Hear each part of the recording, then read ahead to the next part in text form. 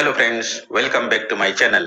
In today's session, we will learn about Newton's rings. तो आइए friends, हम देखते हैं about Newton's rings.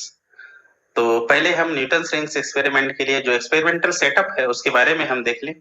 तो ये हमारा प्लेनो कॉन्वेक्स लेंस है and this is a plane glass plate and this is a monochromatic light source and this is a convex lens and this is another plain glass plate which is tilted at 45 degree from vertical and this is the microscope with the help of which we can see the Newton's rings.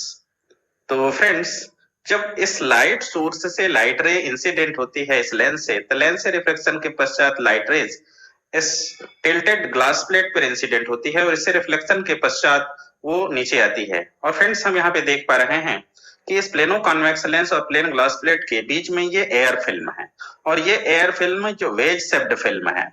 तो जो light rays इस tilted जो glass plate है उससे reflect होकर नीचे आती है, वो लाइट रेस इस जो एयर फिल्म है इसके इस अपर सरफेस और लोअर सरफेस से रिफ्लेक्शन और रिफ्रैक्शन के फलस्वरूप हमें दो लाइट बीम प्राप्त होती है और वो लाइट बीम आपस में आगे जाके मीट करते हैं। इस प्रकार हमें इंटरफेरेंस पैटर्न दिखाई देते हैं। तो आइए, जो लाइट सोर्स है वहां से लाइट रेस किस प्रकार आगे बढ़ती है और कैसे इस फिल्म से जो वेज शेप्ड फिल्म है वहां से रिफ्लेक्ट होके आगे बढ़ती है और उसको हम देखेंगे। तो फोकस करके देखते हैं तो हमें इस माइक्रोस्कोप के थ्रू में रिंग के समान फ्रिंज पैटर्न दिखाई देती है। तो आइए हम देखें।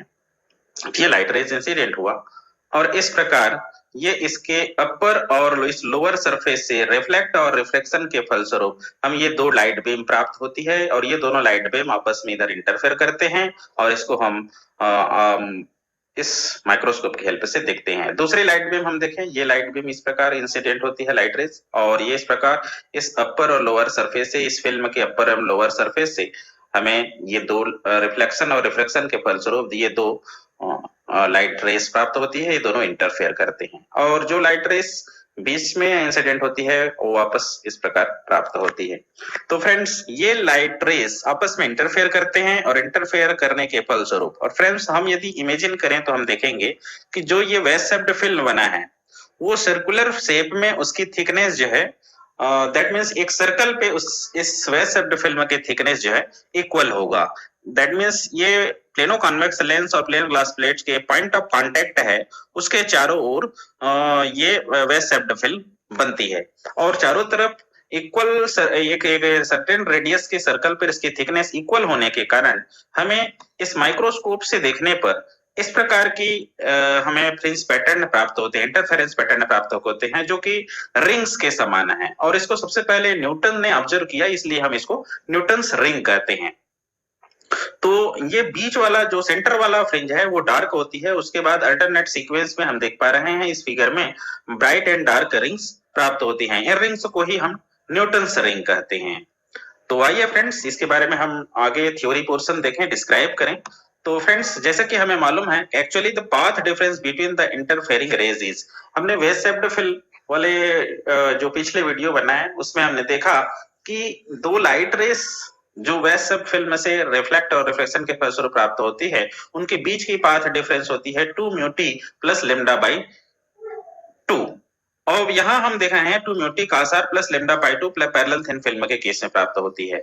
लेकिन यहाँ हम देख पा रहे हैं कि नॉर्मल इंसिडेंस के केस में जैसे हमने वेज शेप्ड फिल्म में देखा cos r की वैल्यू 1 होती है और चूंकि दो फिल्म जो बनती है वो एयर फिल्म है इसलिए म्यू इज इक्वल टू 1। तो हमारा जो ये पाथ डिफरेंस है वो हो जाएगी delta is equal to 2t plus lambda by 2। तो फ्रेंड्स, ये हमारा इफेक्टिव पाथ डिफरेंस है दोनों लाइट रेस जो कि वेज शेप्ड फिल्म जो प्लेन ग्लास प्लेट और प्लेनो कॉन्वेक्स लेंस के बीच बन रही है उसके पर लोअर सरफेस से रिफ्लेक्शन के पश्चात प्राप्त होती है, उनके बीच की यह इफेक्टिव पाथ डिफरेंस है delta is equal to 2t plus lambda by 2। Suppose this is the equation number 1। अब मैक्सिमा और मिनिमा के लिए हम देखेंगे, स्टडी करेंगे। तो हमें मालूम है कि मैक्सिमा के लिए पाथ डिफरेंस दो इंटरफेयरिंग जो रेज है उनके बीच की पाथ डिफरेंस n लैम्डा के इक्वल होना चाहिए। तो हमारा ये path difference 2t plus lambda by 2 प्राप्त हुई है। यदि मैक्सिमा की कंडीशन हो तो उस कंडीशन में ये n लैम्डा के इक्वल होना चाहिए। दैट मीन्स हम इसको ये लिख सकते हैं 2t plus lambda by 2 is equal to n lambda for maxima. अब यहाँ से हम 2t की वैल्यू फाइंड कर लेंगे, तो 2t is equal to 2n-1 lambda by 2। Suppose this is the equation number 2। तो फ्रेंड्स ये हमारा जो कंडीशन है 2t is equal to 2n-1 lambda by 2, this is the condition for bright fringe और maxima. तो now let us see the condition for minima. Friends हमको मालूम है मिनिमम इंटेंसिटी के लिए जो इंटरफेरिंग वेव्स है उनके बीच की पाथ डिफरेंस लैम्डा बाई 2 की ऑड मल्टीपल होना चाहिए। तो हमारा जो पाथ डिफरेंस प्राप्त हुई है इंटरफेरिंग वेव्स के बीच की, वो path difference 2n+1 lambda by 2 के इक्वल होना चाहिए फॉर मिनिमा। तो हम इसको इक्वेट कर देते हैं 2t प्लस लैम्डा बाई 2 को 2n+1 लैम्डा बाई 2 से इक्वेट कर देते हैं। अब यहाँ पर से हम 2t की वैल्यू फाइंड करेंगे, तो 2t is equal to n lambda.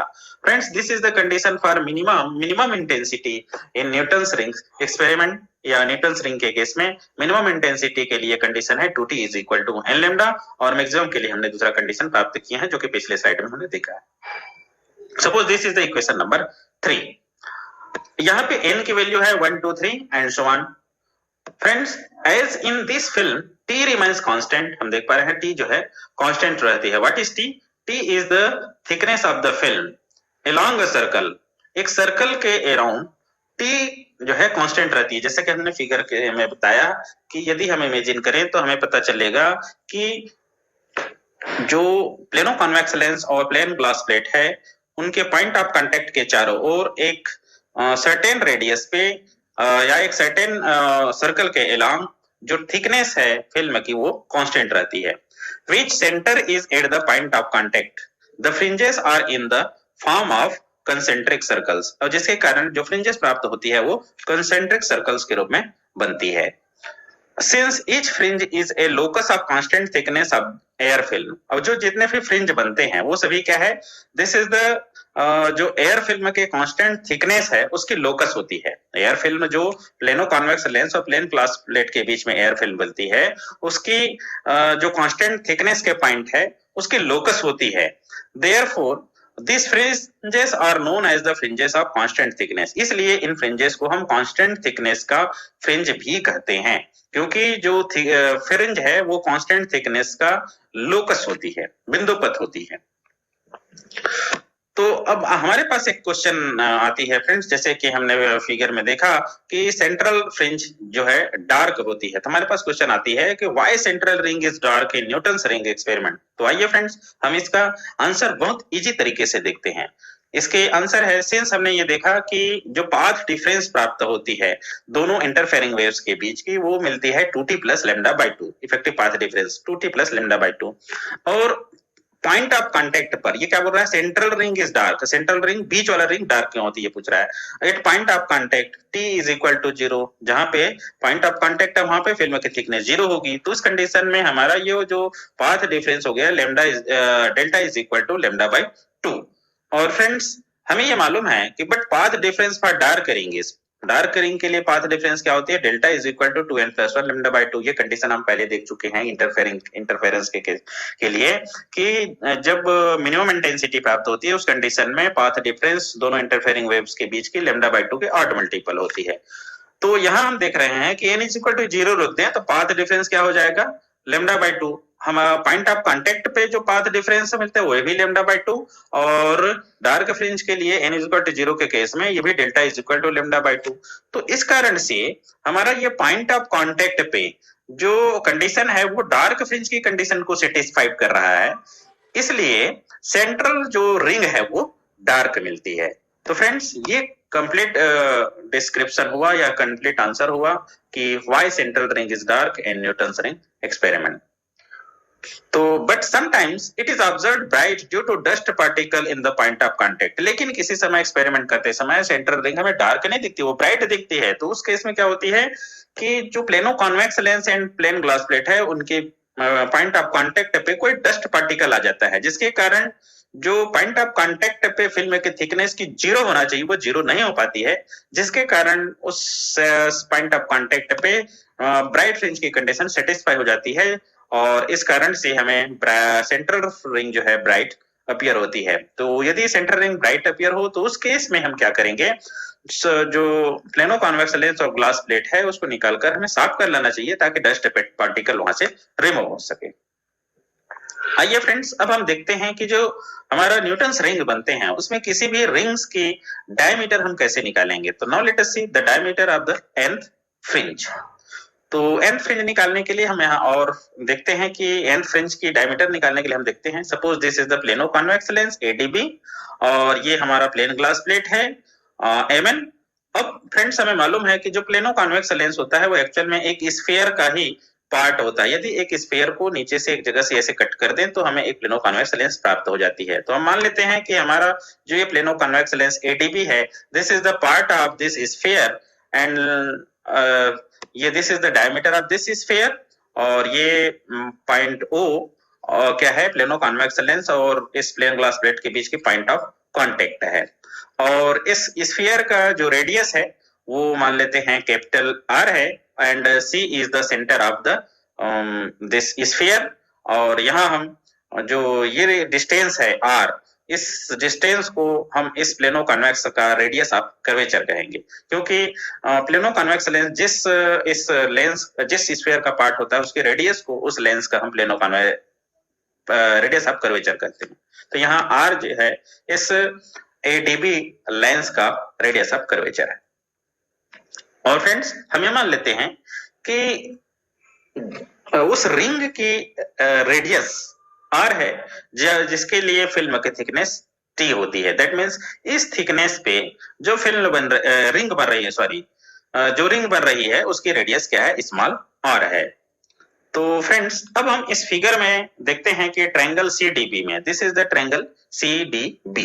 अब इस ट्रायंगल CDB में हम पाइथागोरस थ्योरम अप्लाई करेंगे, then we get BC square is equal to CD square plus DB square और BD स्क्वायर। अब यहाँ BC, CD एंड BD की वैल्यू पुट कर देते हैं। What is BC? BC is here capital R and CD is what, C से O की distance है कैपिटल R और आप देख पा रहे हैं यहाँ से यहाँ तक की डिस्टेंस है T। तो CD will be what, R minus T and BD is equal to small r। तो फ्रेंड्स ये वैल्यू हम पुट कर देते हैं, ये तो हमें मिलेगा R square is equal to R minus T square plus R minus T whole square plus R square. अब इसको हम सॉल्व करेंगे तो small r square is equal to capital R square minus R square minus 2RT plus T square. So solve करने पर हमें मिलेगा R square is equal to 2RT minus T square.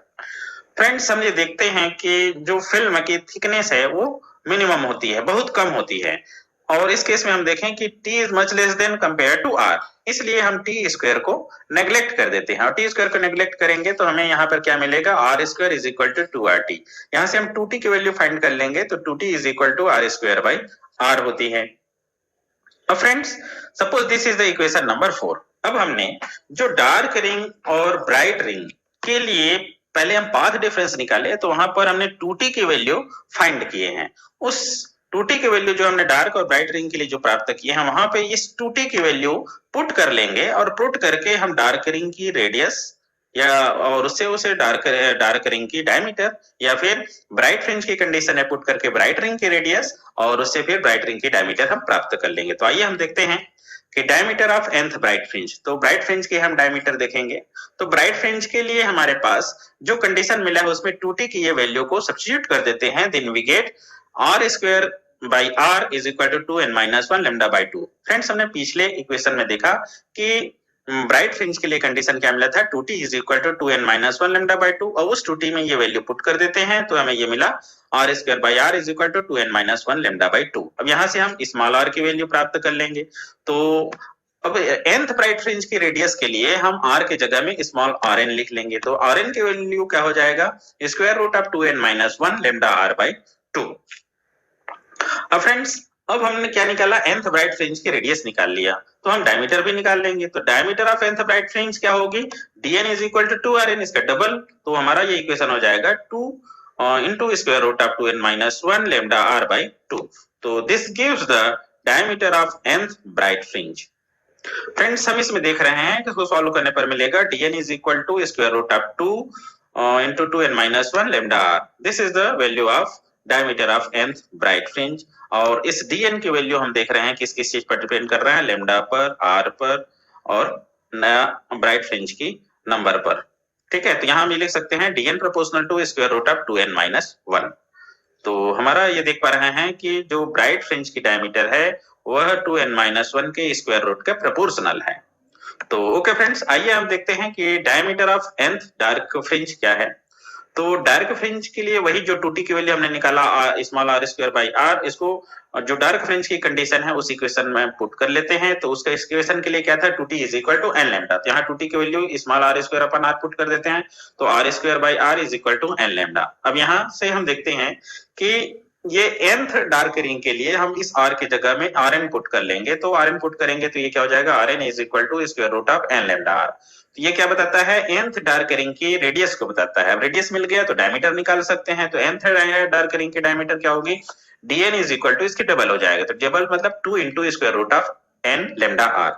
तो friends this is the diameter of nth dark fringe. अब यहाँ हम देख पा रहे हैं डार्क फ्रिंज की डायमीटर किस पर डिपेंड करता है, n पर, लैम्डा पर और r कैपिटल R की वैल्यू पर। अब यहाँ हम देख सकते हैं कि dn is proportional to square root of n।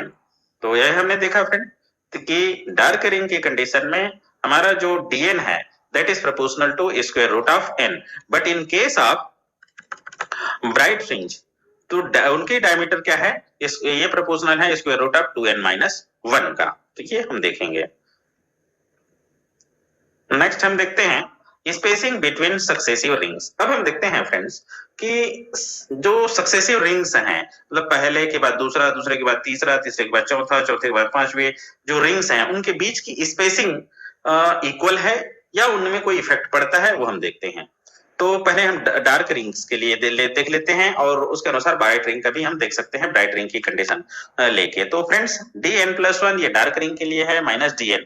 तो यहाँ हमने ये कांस्टेंट ले लिया k और square root of n+1 minus root n, क्योंकि हमने ये देखा कि dn जो है डार्क रिंग की कंडीशन में स्क्वायर n के स्क्वायर रूट के प्रोपोर्शनल होती है। तो इस केस में dn+1 minus dn is equal to we can write के ब्रैकेट में square root of n+1 minus root n। अब इस इक्वेशन का यूज करके d2 माइनस d1 की वैल्यू हम निकाले दिया जाता है। फिर d3 माइनस d2 निकालें तो हमें 0.317 के आया। फिर d4 माइनस d3 निकालें तो 0.267 के आया। अब फ्रेंड्स हम देख पा रहे हैं जैसे जैसे हम आगे की ओर बढ़ रहे हैं जो रिंग्स हैं उनके बीच की स्पेसिंग कम होते जा रही है, डिक्रीज होते जा रही है। इसी प्रकार ये d5 माइनस d4 निकाले तो ये और कम हो गया। तो ये सभी से स्पष्ट हो रहा है जैसे जैसे ऑर्डर्स, रिंग्स की ऑर्डर्स इंक्रीज होती है उनके बीच की स्पेसिंग डिक्रीज हो रही है। तो इससे हम ये निकाल सकते हैं कि this shows that the spacing decreases with increase in the order of the rings. Now let us see the determination of wavelength of light by Newton's rings method. तो फ्रेंड्स अब हम ये देखते हैं कि न्यूटन्स रिंग जो experiment है उसके थ्रू हम लाइट की वेवलेंथ कैसे डिटरमाइन करेंगे। तो आइए हम देखते हैं।